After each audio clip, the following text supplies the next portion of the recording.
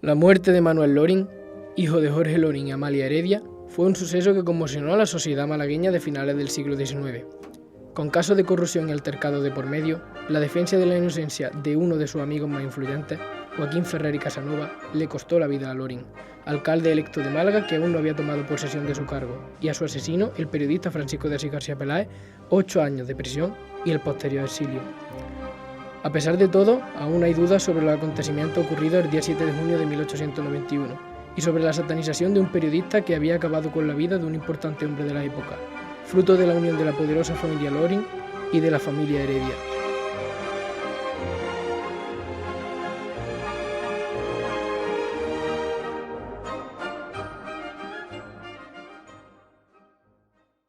Fue aquí, en la antigua sede del Diario Mercantil, cuando, allá por mayo de 1891, el periodista Francisco de Asís García Peláez comenzara su campaña difamatoria contra el empresario Joaquín Ferrer y Casanova por la adquisición de forma fraudulenta de unas acciones de la compañía francesa Aguas de Torremolinos. Varios amigos del círculo del empresario visitaron a Francisco de Asís García Peláez para persuadirle, pero no dio resultado. Francisco de Asís, pues quizás sea un elemento casual. Un hombre al que le llega una información, sabéis que tú me preguntabas por el Diario Mercantil, un diario de los señeros de Málaga. García Peláez trabajaba en el Diario Mercantil, fundado por su padre, Rafael García, en 1868. Durante unas vacaciones que se había tomado su hermano, Rafael, por aquel entonces director del diario, Francisco de Asís tomó el mando y fue cuando las informaciones comenzaron a publicarse. Este diario mercantil, pues decíamos que es un diario de tradición, donde Rafael, el padre de la saga, pues es un periodista reconocido, con cierto prestigio en la ciudad, un señor al que siempre se le consulta, un señor ecuánime y bien considerado en lo que es la sociedad malagueña de la época. La Unión Mercantil, considerada afín al poder, fue el mayor competidor del Diario Mercantil, de corte liberal. Fue la propia Unión Mercantil la primera en hacerse eco de la muerte de Loring y en explicar los supuestos motivos de su muerte relacionados con las acusaciones a Ferrer y Casanova, pero sin mencionar en ningún momento los actos que se atribuían al mismo. De hecho, el propio día de la muerte de Loring, la mañana del 7 de junio, la Unión Mercantil publicó un homenaje a Ferrer y Casanova, firmado por importantes hombres de la época apelando a la inocencia del director de la Caja de Ahorros y Monte de Piedad, entre los que figuraba el nombre de Jorge Loring.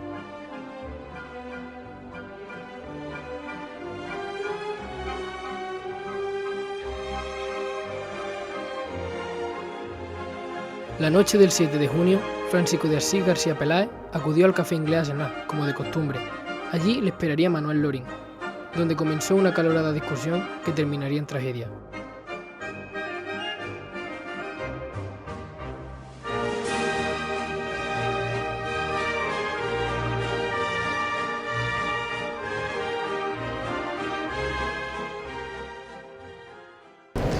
Tras una acalorada discusión, Loring y García Peláez salieron del Café Inglés y se adentraron en este callejón, donde García Peláez acabó con la vida de Manuel Loring de 2 disparos en el pecho.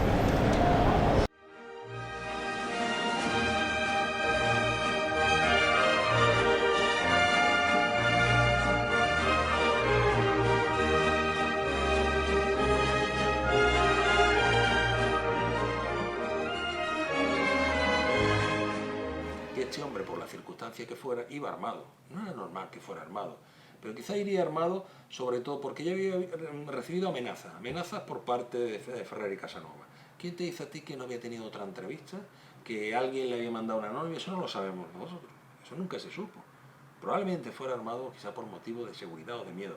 Fíjate que de hecho le atacaron. ¿Quién te dice a ti que Manuel Loring, que si le dio 5, no sabemos si con el metro, como dicen, que no creo que fuera con un metro, porque era un objeto punzante que le abrió 5 heridas. Además tardaron cerca de 5 horas en curar las heridas, lo dice la crónica, el parte médico. El primero que interviene, el primero que propina algún que otro golpe y algún que otro pescozón es Manuel Loring. Después se escuchan 3 disparos. 3 disparos que no sabemos en qué fue. Después cuando interrogan a a Francisco de Asís dice que el primero lo dispara al aire con la intención de intimidar al que le estaba golpeando y que los segundos son en defensa propia. Bueno, pues imaginaros el follón que se organiza cuando se escuchan los tiros en una Málaga provinciana, la gente acude a ver qué ha pasado, ven a Manuel Loring tendido en el suelo, el otro ha salido corriendo, se ha parapetado en el número 2 de la Plaza Mucibay, que estaba muy cerquita, hasta que es detenido por el sargento de la Guardia Civil de entonces.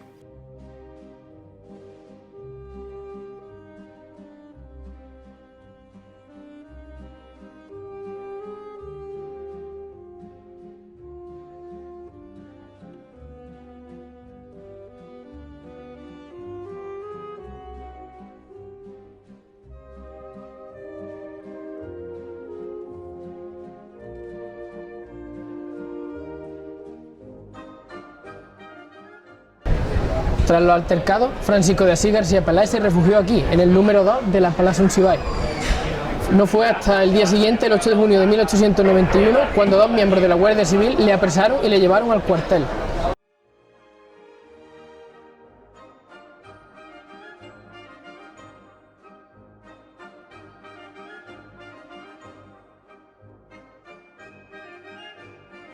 Mientras García Peláez buscaba refugio, el escribano José Ponce de León, el interino de primera instancia Luis Aparici, el sereno Francisco Dueñas, el guarda de calle Juan Alba y el portero del ayuntamiento Joaquín Jurado agarraron el cuerpo moribundo de Loring y lo condujeron por la actualmente llamada calle Duque de la Victoria hasta la calle San Agustín, donde se encontraba la casa de socorro en la que terminaría muriendo.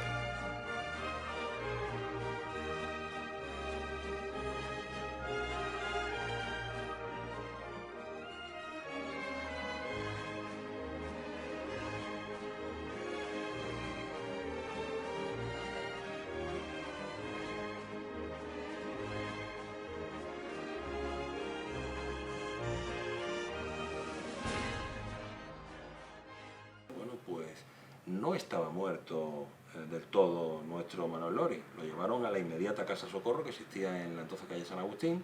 Allí fue auxiliado, pero no podían hacer nada por él.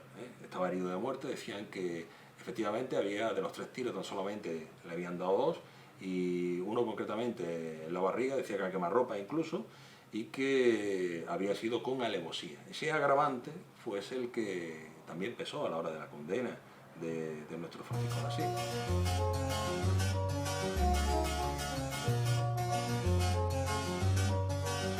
Los únicos ejemplares que se conservan de aquel día son los de la Unión Mercantil, que no trató el tema en profundidad hasta el día 9 de junio, dedicando casi la totalidad del número de ese día a la muerte de Loring, victimizándole y dejando claros tintes de culpa hacia García Peláez. Lays me down with my mind, she runs throughout the night.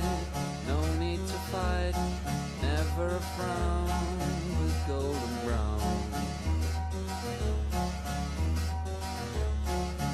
Every time, just like the last.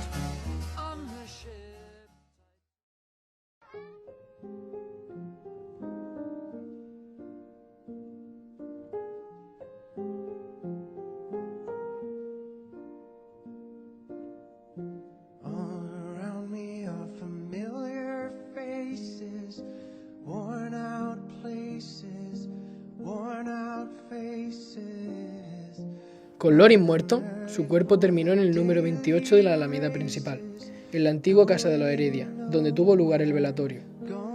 Por su parte, García Peláez, tras ser arrestado, fue llevado al cuartel de la Parra, situado en la Plaza de la Marina, y tras juzgarlo, fue llevado a la prisión de Santoña, en Santander, donde pasó 7 años de su vida hasta que se le concedió el indulto a cambio del exilio.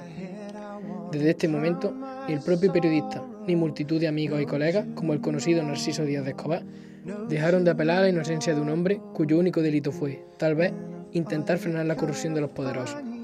Un año después de su salida de prisión y fruto de años de malvivir y mal comer, García Peláez murió a bordo del vapor Buenos Aires, camino de Estados Unidos.